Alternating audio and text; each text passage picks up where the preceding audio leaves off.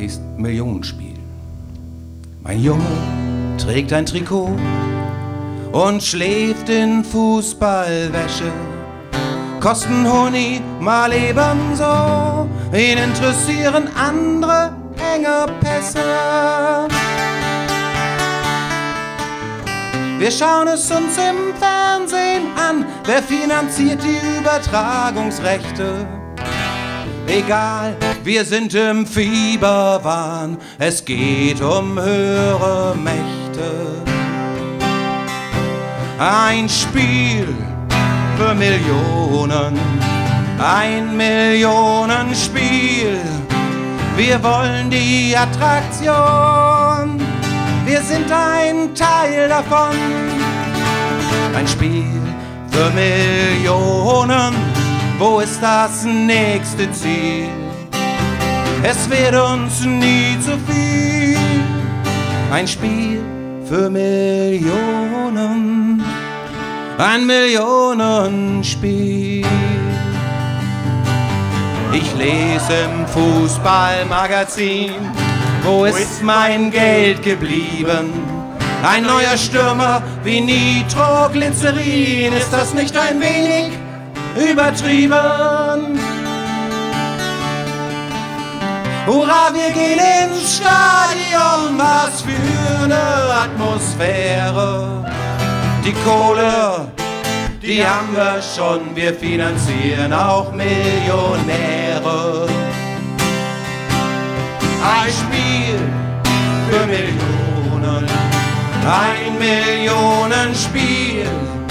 Wir wollen die Attraktion, wir sind ein Teil davon. Ein Spiel für Millionen, wo ist das nächste Ziel? Es wird uns nie zu viel. Ein Spiel für Millionen, ein Millionenspiel. Achim Schnorr, der Gitarre!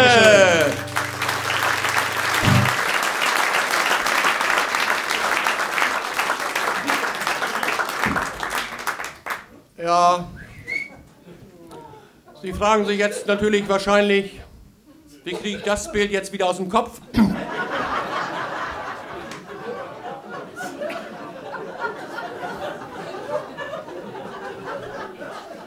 Letzte Woche haben wir vor 140 Landfrauen gespielt. Was glauben Sie, mit welcher Nummer wir angefangen haben?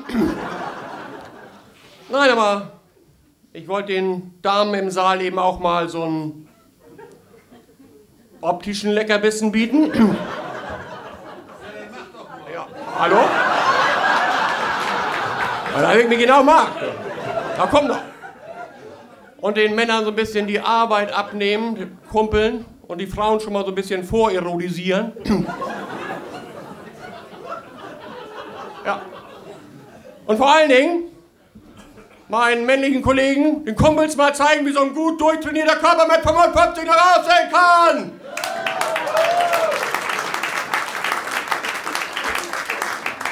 Ja, danke schön, ich tue da einiges für. Ne. Hallo. Ne, Kerls, muck uns doch nichts vor. Ne, also Frauen sind auf dem Vormarsch. Ne, überall. Seit Jahren haben wir eine Bundeskanzlerin. Ja. Selbst bei uns in Wader, in der Feuerwehr, haben wir inzwischen seit 3 Jahren Mitglieder innen. Wenn die denn da beim Antreten brüllen, Ruheglied! Dann finde ich das Paradoxum oder nie verstohlen.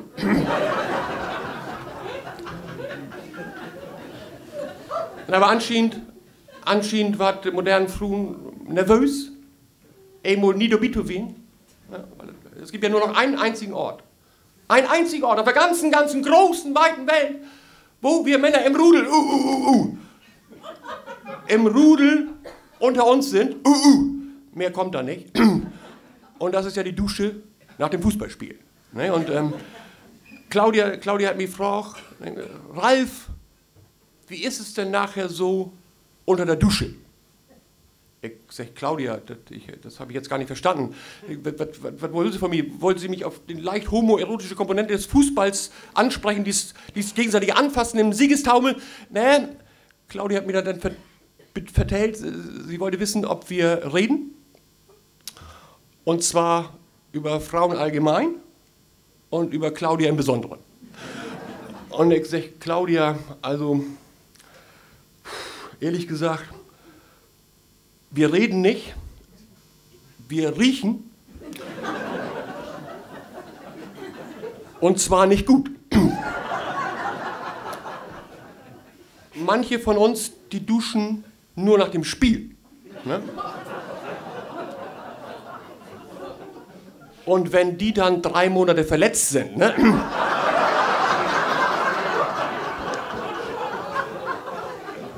Ich sag mal so, Ungeziefer haben wir nicht in der Kabine. Wenn sich da eine Mücke verjährt, dann macht das und dann ist die weg. Ich sag mal, Paral, sag ich immer, das ist Sammelumkleidekabinengeruch in Dosen. Anders kann ich mir die überragende Wirkung von dem Zeug einfach nicht erklären. Claudia sagt, Ralf, das ist ja völlig primitiv. Ich sage, Claudia, ja, das stimmt. Aber das kommt auch noch aus dieser archaischen Zeit, wo ihr Frauen uns Männer in die Höhle gezogen haben. Und da wir modernen Männer, keine Höhle mehr haben, gehen wir eben gemeinsam in die Sammelumkleidekabine. Und das hat auch seinen Sinn. Weil an den Gerüchen erkennen wir, wo wir hin müssen. In der Kabine der Loser, da haben alle die Arme so unten, ich hab verloren, so ein Schieduk, ich hab verloren. Aber aus der Kabine der Sieger, da strömt so dieser männlich dominante Geruch des Sieges. So, so dass ich weiß, ich habe 5 Tore gewonnen in die Kabine, wo ich rein. Ein ganz heikler Moment ist tatsächlich dann zu überstehen, wenn 25 ihre Schuhe ausgezogen haben. Das muss man wirklich nicht mögen. Claudia, sag ich, wenn ich doch so richtig über nachdenken, du, Claudia, also, wenn ihr Frauen dabei werdet, werden wir unseren Sammelumkleidekabinengeruch abduschen. Ich glaube, ihr würdet alle lesbisch werden und das wollen wir fußballspielenden Männer auf jeden Fall vermeiden. Dankeschön.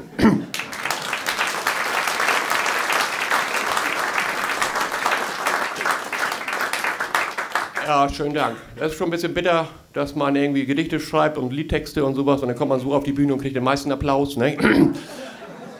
Aber was schaffst morgen, wenn man ein Sexobjekt ist? Ne?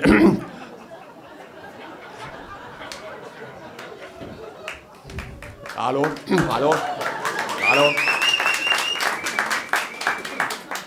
Ne, ich wollte eine blöde Geschichte mal achteran setzen. Also, Töchterchen. Also, eben wir über meinen Sohn jetzt Töchterchen. Praktikum, kümmert sich natürlich nicht. Mutter Ohl telefonieren, irgendwie, ne? Hier, hallo Rendsburg, ja, kann losgehen, Praktikum und was ich was. Journalistin. Praktikum als Journalistin.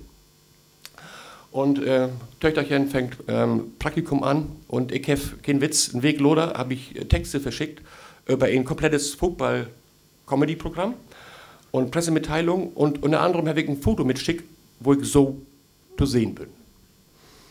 Der Redakteur der Hallo Rendsburg, Herr Arne Jens, fährt Mittwochmorgen den PC hoch, klickt zufällig als erstes die Mail an, die ich ihm geschickt habe und klickt zufällig das Foto an, das ich ihm mitsendete. Er fängt laut an zu lachen und dreht den Bildschirm in Richtung seiner 14-jährigen Praktikantin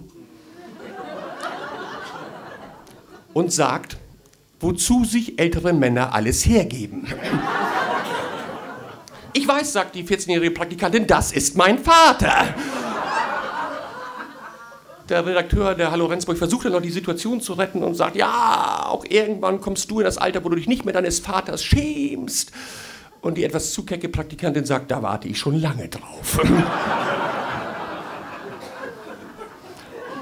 Aber die Woche später, kein Witz, waren wir auf dem Cover, Titelbild, der Hallo Rendsburg. Ne? Auch so eine unterschätzte Zeitung in Deutschland. Ne? Erst kommt die Süddeutsche, dann kommt die Taz und dann kommt schon die Hallo Rendsburg. Auflage 60.000. Ne? Also bei uns ist noch Luft nach oben. Wie schafft man es, auf das Cover der Hallo Rendsburg zu kommen? Man schleust die Tochter in die Redaktion ein. Schönen Dank.